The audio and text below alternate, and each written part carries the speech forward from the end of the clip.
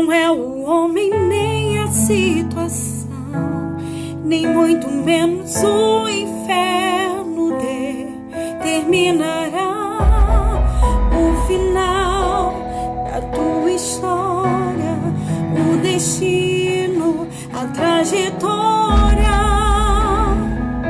Somente Deus pode fazer o socorro virá do alto.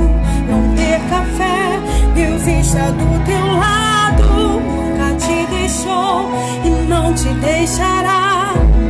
A última palavra é Deus quem vai determinar.